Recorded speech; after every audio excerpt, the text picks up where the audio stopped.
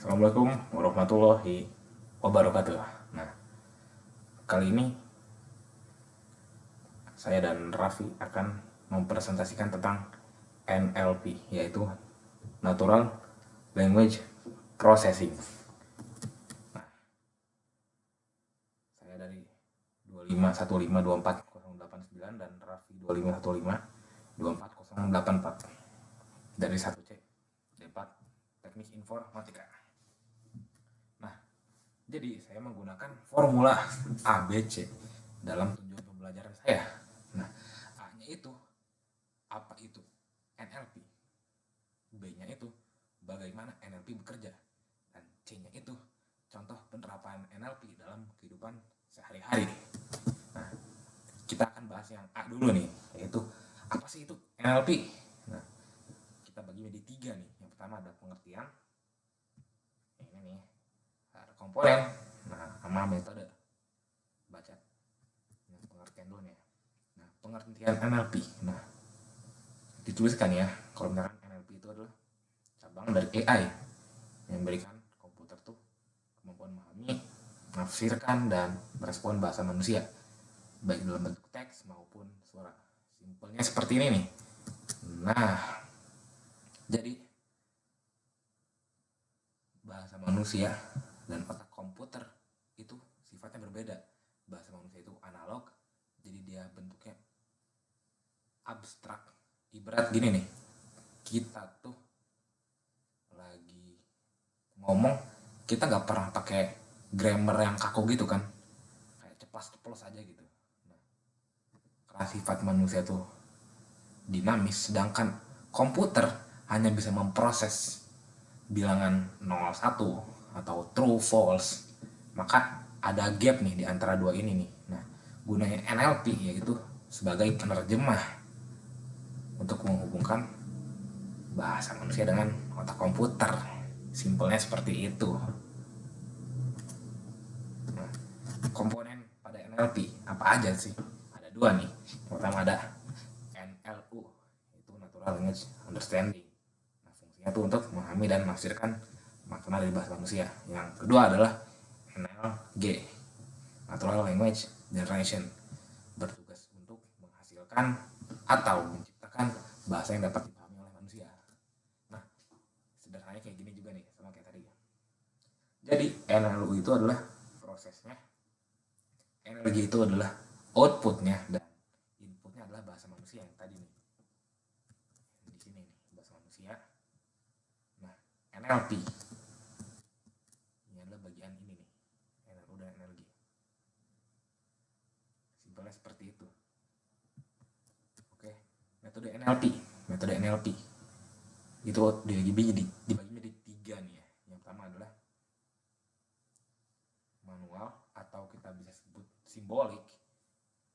Jadi pada zaman dahulu tuh, waktu awal-awal NLP diciptakan, para ahli komputer memberikan model bahasa yang sangat banyak yang terikat pada aturan-aturan grammar yang kaku. Misal kayak subjek, predikat, objek, subjek, predikat, pelengkap, dan lain-lain. Nah, sedangkan metode itu tuh kurang efektif untuk NLP karena manusia tadi aku bilang nih, dia tuh sifatnya dinamis, banyak kata-kata slang, kata-kata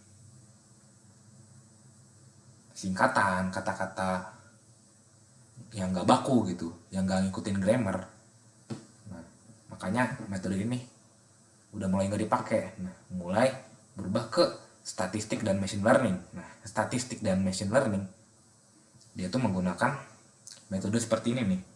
Jadi komputer itu diberi bekal data sama seperti yang tadi, namun komputer itu udah beri aturan yang kaku seperti ini, masa simbolik yang hijau nih. Jadi dia diberi kebebasan untuk mengenali pola dan probabilitas dari data-data yang ada. Tapi kekurangannya, metode statistik dan machine learning, dia tuh masih bersifat terpisah. Jadi dia tuh menerjemahkan kata per kata, bukan secara kalimat atau konteks. Nah, namun sekarang ada teknologi namanya deep learning dan neural network. Ini yang kita pakai sekarang di chatbot dan AI yang lain. Nah, jadi itu dia menggunakan saraf tiruan yang menyerupai manusia yang bisa menghubungkan informasi berdasarkan konteks tertentu. Jadi dia tuh sifatnya lebih dinamis nih, menggunakan metode-metode vektor dalam matematika untuk memahami konteks secara tepat. Ini ya, yang ini yang benar, yang ini salah. Nah, simbolik nih ya, ini statistik. Nah, akhirnya kita sampai ke bagian paling menarik di dalam video ini, yaitu bagaimana NLP bekerja, bagaimana sebuah komputer dapat mengerti bahasa manusia. Pernah gak sih kalian pikir kalau kalian ngeprompt ke AI, terus kok AI bisa ngerti bahasa yang kita berikan? Meskipun kadang kita pakai bahasa gaul atau typo.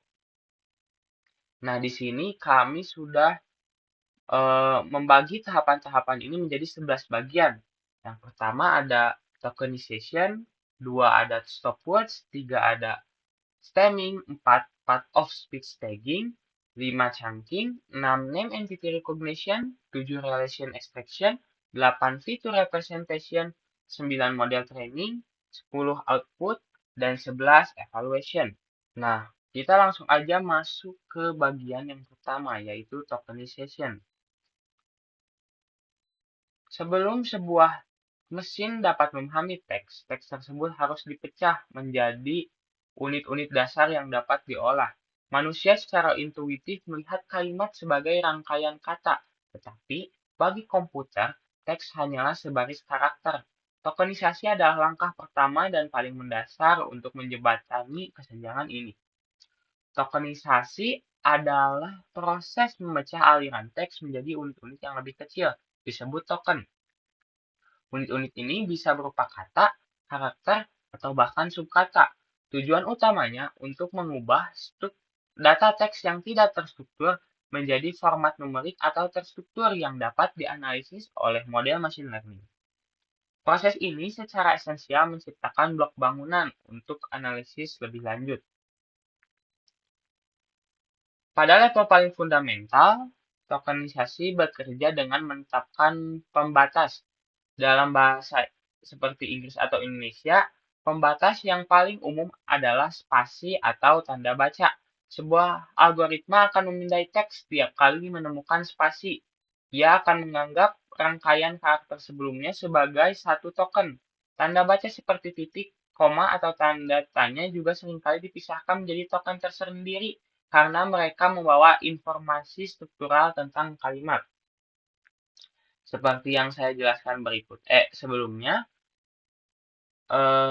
ini dibagi menjadi beberapa bagian ya. Yang pertama ini adalah bagian pertama itu NLP, bagian kedua adalah bagian ketiga bidang, bagian keempat yang, bagian kelima menarik, dan bagian keenam itu titik. Yang saya sebutkan sebelumnya, tanda baca seperti titik, koma, atau tanda tanya juga seringkali dipisahkan menjadi token tersendiri. Dan hasil tokenisasinya akan menjadi seperti ini. Tokenisasi itu melihatnya spasi juga ya. Jadi setiap ada spasi, mesin membuat token baru. Tiap ada spasi, token lagi, tiap ada spasi, token lagi. Tapi untuk tanda baca itu menjadi token tersendiri. Ini yang harus diingat-ingat ya teman-teman. Tanpa tokenisasi, tugas-tugas NLP selanjutnya seperti analisis frekuensi kata, penandaan kelas kata, atau stemming tidak mungkin dilakukan. Ini adalah gerbang utama untuk semua proses teks. Jadi tokenisasi adalah salah satu langkah penting untuk langkah selanjutnya. Langkah kedua dari tahapan NLP yaitu stop word. Tidak semua kata dalam sebuah kalimat memiliki bobot informasi yang sama. Beberapa kata muncul sangat sering, tetapi tidak memberikan kontribusi signifikan terhadap makna dari teks. Untuk efisiensi komputasi dan analisis, lebih baik fokus terhadap kata-kata yang paling informatif. Nah, ini menjadi landasan mengapa stopwatch itu diperlukan dalam NLP. Stopword adalah kata-kata umum yang sering muncul dalam suatu bahasa, tetapi biasanya memiliki sedikit makna semantik. Semantik itu apa? Semantik itu sebuah cabang ilmu yang mendalami makna dari sebuah kata. Contoh dalam bahasa Indonesia yang termasuk dalam kata-kata yang memiliki sedikit makna semantik yaitu yang, di, dan, adalah, ke, juga ini. Kita bisa lihat bahwa kebanyakan ini adalah konjungsi ya teman-teman. Proses penghapusan stopword adalah menyaring token-token ini dari teks yang sudah ditokenisasi. Proses ini bekerja membandingkan setiap token dari hasil tokenisasi dengan daftar stopword yang telah ditentukan sebelumnya. Jika sebuah token cocok dengan kata yang ada dalam daftar tersebut, maka token itu akan dihapus. Daftar stopword ini bisa bersifat generik untuk suatu bahasa atau disesuaikan secara spesifik untuk domain tertentu. Misalnya, dalam teks medis, kata pasien mungkin muncul lebih sering, tetapi tetap informatif dan tidak dianggap stopwords. Jadi itu adalah pengecualian dari stopword ya.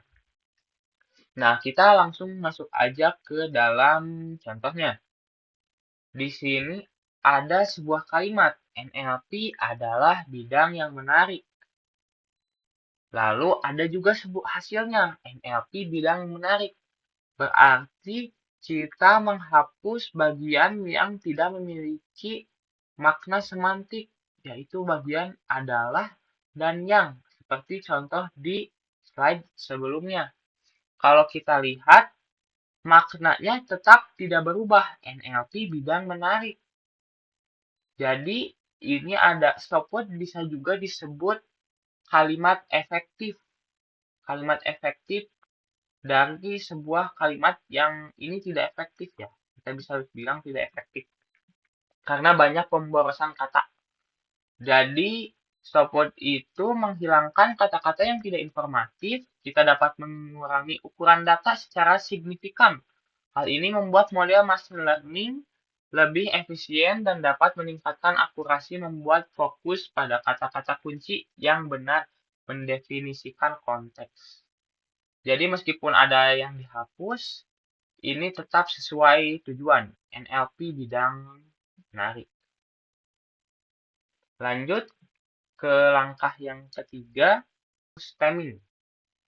Kata-kata seringkali muncul dalam berbagai bentuk turunan. Contohnya lari, berlari, pelari. Tetapi semuanya merujuk pada konsep inti yang sama. Untuk analisis teks seringkali lebih bermanfaat untuk mengelompokkan semua variasi ini ke dalam satu bentuk dasar atau akar yang sama. Stemming adalah teknik normalisasi teks yang bertujuan untuk mereduksi kata-kata ke bentuk dasarnya yang disebut stem atau akar kata. Proses ini biasanya dilakukan dengan memotong awalan prefiks dan akhiran sufiks dari sebuah kata. Algoritma populer seperti Porter-Stemmer memiliki aturan seperti jika kata berakhiran ini, maka hapus akhiran tersebut. Aturan ini ditetapkan secara berulang untuk menyederhanakan kata.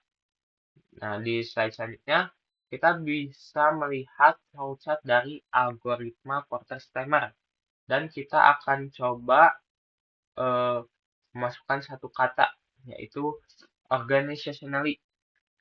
Di step 1, remove and record plurals. Plurals itu artinya jamak. Jamaknya itu bisa biasanya yang berakhiran s, is, atau ly juga bisa ya. Kayak gini. berarti lie itu bisa jadi jamak. Berarti di tahapan 1 ini kita dihapus menjadi organisasional karena tidak ada tahapan kedua yang ide atau ing. Ide itu biasanya buat kata past tense dan ing itu untuk dilakukan gitu. Lanjut kita ke step 2 yaitu pengecekan double suffix menjadi single suffix. Apakah ini mempunyai double suffix? Iya, ternyata karena ada akhiran eksternal. Ini tuh salah satu contoh dari double suffix. Ini diganti menjadi organize. Jadi ini organize. Nah, di step ketiga kita harus menjadikan ini simple endings. Organize tapi belum simple karena masih ada akhiran is atau iz ini. Nah, jadi kita hapus ini menjadi organ. Nah, apakah di organ ini ada, karena ini sudah masuk ke kata dasar ya, jadi tidak ada. Maka kita lanjut ke remove final e, only if more than one consonant sequence. Apakah di sini ada huruf e? Tidak ada, berarti sudah ini hasilnya adalah ini organ gitu. Maka kita lanjut contoh dalam bahasa Indonesia ya. Contoh, belajar, pembelajaran, dan ajaran. Coba. Nah, belajar itu punya prefix yaitu be, ini belajar. Nah, tapi kata dasarnya tetap ajar. Gimana kalau sufiks dan prefix? Nah, ini contohnya kata yang kedua, pembelajaran. Ini kan punya akhiran puan. Akhiran puan. Puan. Tapi kata dasarnya tetap ajar. Dan gimana kalau yang punya akhiran kata aja atau aja? Yaitu contohnya ajaran. Berarti kan ini adalah fix gitu. Ini semua kata dasar atau akarnya ya ini ajar. Stem ini sangat berguna untuk tugas-tugas seperti sistem temu kembali informasi atau information retrieval dan klasifikasi teks dengan memperlakukan belajar, pembelajaran, dan ajaran sebagai entitas yang sama, yaitu ajar. Sebuah mesin pencari dapat mengembalikan dokumen yang relevan meskipun data yang berbeda dalam query-nya. Maka kita lanjut tahapan selanjutnya, yaitu post tagging atau part of speech tagging. Makna sebuah kata sangat bergantung pada konteks gramatikalnya dalam sebuah kalimat. Untuk memahami struktur dan makna kalimat, mesin perlu mengetahui fungsi gramatikal setiap kata, apakah itu kata benda, kata kerja, kata sifat, dan sebagainya. Part of speech atau post tagging adalah proses melabeli setiap token dalam teks dengan kelas kata gramatikalnya yang sesuai, seperti nomina atau kata benda, verba atau kata kerja, adjektif kata sifat, dan lainnya. Proses ini membantu mesin memahami struktur sintaksis sebuah kalimat. Sistem post tagging modern seringkali bersifat statistik atau berbasis machine learning. Mereka dilatih pada korpus kumpulan besar teks yang telah ditandai secara manual oleh ahli bahasa. Model ini mempelajari pola-pola seperti kata yang mengikuti sang kemungkinan besar adalah kata benda atau kata yang berakhiran kan seringkali adalah sebuah kata kerja. Nah, di sini kita mempunyai contoh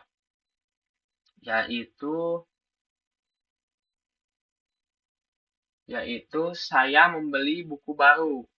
Nah, di sini saya setelah hasil post tagging itu menjadi pronomina atau kata ganti orang, dan membeli itu menjadi verb atau kata kerja, dan buku itu menjadi noun atau kata benda, baru itu menjadi adjektif atau kata sifat.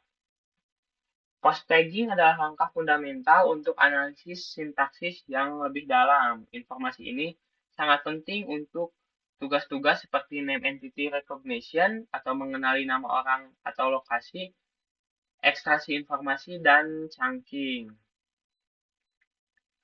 Berikutnya adalah memahami bagaimana kata-kata ini berkelompok untuk membentuk frasa yang memiliki makna kolektif. Manusia tidak membaca kata per kata, melainkan dalam kelompok-kelompok frasa. Maka dari itu, chunking atau kadang disebut shallow parsing adalah proses mengambil hasil dari post tagging dan mengelompokkan token-token yang berdekatan ke dalam unit sintaksis yang lebih besar, disebut chunk atau frasa. Tujuan umum dari proses chunking adalah untuk mengidentifikasi frasa-frasa sederhana seperti frasa nomina, frasa perba, dan lainnya. Mari kita langsung lanjut ke contohnya. Di sini ada contoh yang setelah di post tagging ya. Nah, di sini setelah di post tagging itu sudah ada kelas katanya, tapi kita di chunking itu bukan kelas katanya lagi, tapi frasa tiap nomina frasa katanya. Nah, di sini ada NP atau noun phrase. Di sini saya itu sudah bukan menjadi kata ganti lagi, tapi sudah menjadi frasa benda. Di sini jadi verb phrase. Jadi frasa kata kerja, frasa kerja. Nah, yang uniknya lagi, ini buku atau noun dan baru yaitu kata sifat di sini itu menjadi satu noun phrase. Jadi frasa nomina. Jadi frasa nomina bukan sebuah dua hal yang berbeda lagi ini. Dari yang awalnya kata benda dan kata sifat menjadi satu frasa nomina, yaitu buku baru. Seperti itu. Lanjut ke tahapan yang selanjutnya, yaitu ada NER atau Name Entity Recognition. Untuk memahami sebuah teks, langkah pertama yang paling mendasar adalah mengidentifikasi siapa dan apa yang sedang dibicarakan. Teks manusia penuh dengan referensi ke entitas dunia nyata yang spesifik seperti orang, organisasi, dan lokasi. Tanpa kemampuan untuk mengenali blok bangunan fundamental, pemahaman yang lebih dalam ini tidak mungkin tercapai. Nah, Name Entity Recognition atau NER adalah tugas NLP yang berfokus pada identifikasi dan klasifikasi entitas bernama dalam teks ke dalam kategori yang telah ditemukan. Kategori-kategori ini mencakup nama orang, nama organisasi, lokasi geografis, tanggal, nilai moneter, dan banyak lagi. Pada dasarnya, NER mengubah data teks yang tidak tertutup menjadi informasi yang terstruktur dengan menyorot potongan-potongan data penting. Biar lebih paham, kita lanjut ke contohnya. Di sini ada contoh kalimat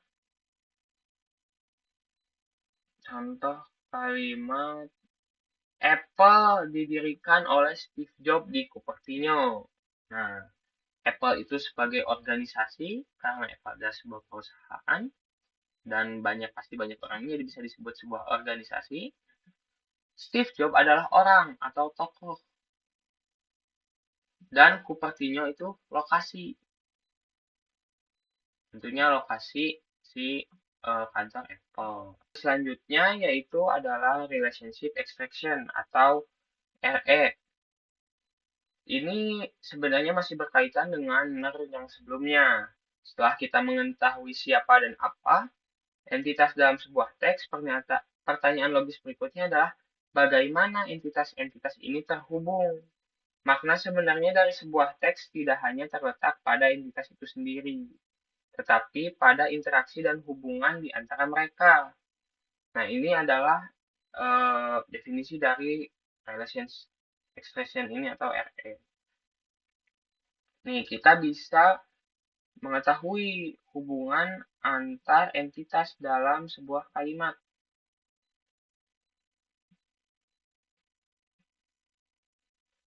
Contohnya di sini, ini entitas 1 adalah Steve Jobs.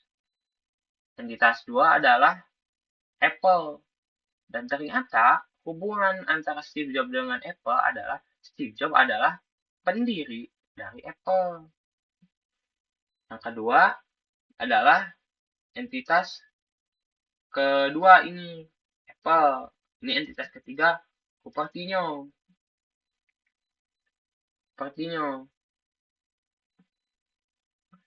Entitas ketiga. Nah, apa hubungan Apple dengan Cupertino? Kantor Apple berlokasi di Cupertino. Nah, ini adalah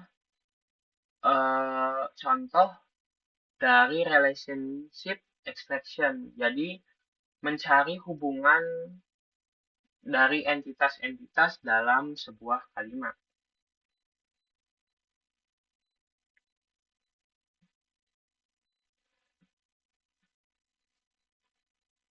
Langkah selanjutnya yaitu fitur representatif. Kita harus menemukan cara untuk mengubah data tekstual menjadi representasi numerik atau vektor yang dapat diproses oleh model matematika sambil tetap mempertahankan makna semantiknya sebanyak mungkin. Nah, ini adalah salah satu proses NLP yang dikenal juga sebagai fitur engineering atau text representation. Proses mengubah teks mentah menjadi vektor numerik yang dapat dipahami oleh algoritma pembelajaran mesin. Ini adalah langkah penting yang menjembatani data bahasa manusia dengan model komputasi.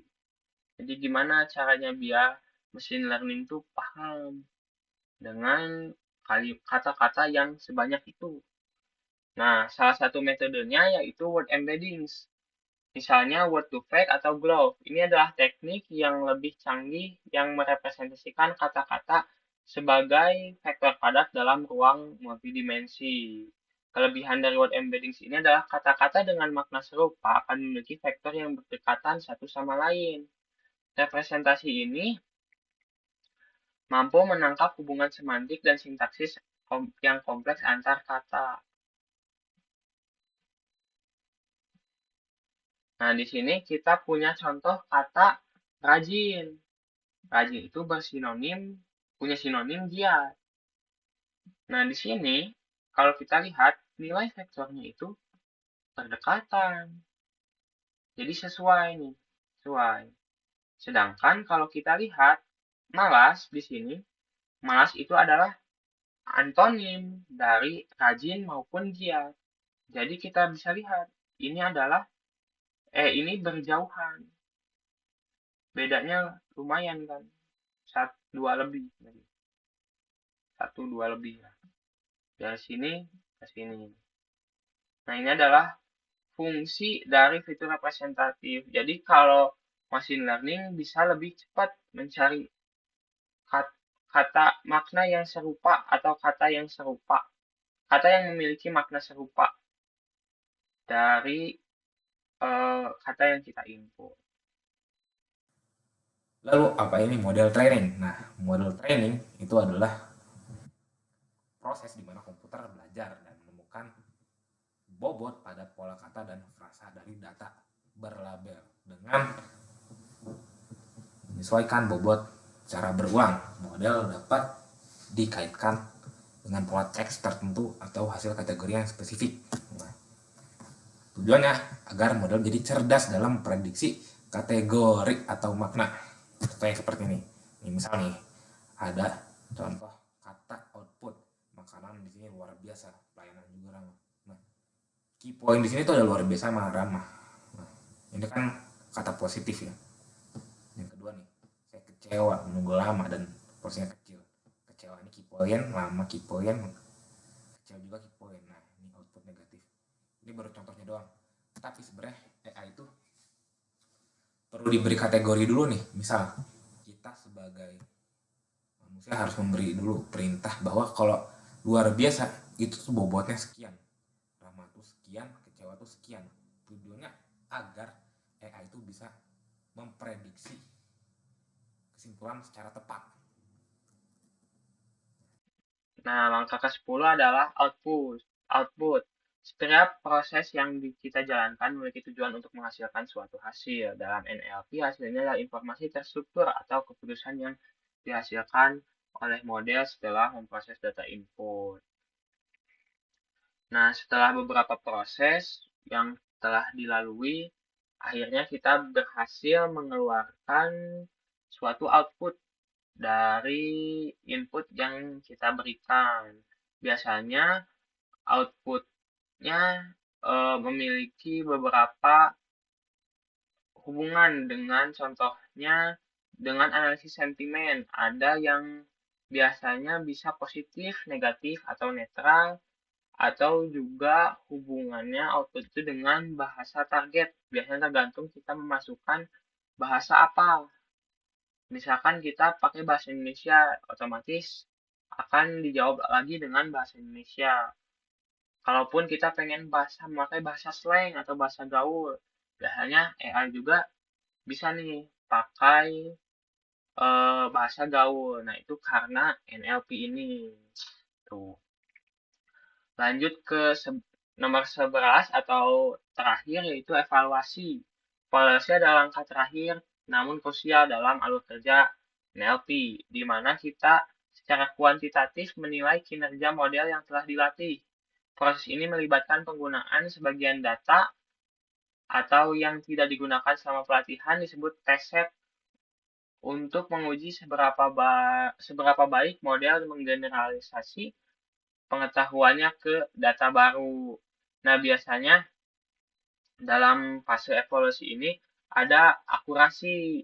Biasanya nanti ada proporsi prediksi yang benar dari total prediksinya. Yang kedua juga ada presisi. Dari semua prediksi positif yang dibuat model, berapa persen sih yang benar-benar positif? Ini mengukur ketepatan prediksi yang positif. Juga ada recall atau daya ingat. Biasanya kan kita kalau nge-chat AI itu, tolong benarkan yang ini tuh yang mana, recall lagi ke atas. Nah, dari semua instan positif yang sebenarnya, berapa persen yang berhasil diidentifikasi oleh model. Mengukur kelengkapan atau kemampuan model untuk menemukan semua instance yang relevan. Tuh. Terus ada F1 score juga, rata-rata harmonik dari presisi dan recall. Memberikan skor tunggal untuk menyeimbangkan kedua metrik tersebut. Nah, hasil evaluasi ini sangat penting untuk memahami kekuatan dan kelemahan model, menyempurnakan, dan memastikan model tersebut dapat diandalkan untuk digunakan dalam aplikasi dunia nyata. Dan itu adalah rangkaian bagaimana NLP bekerja.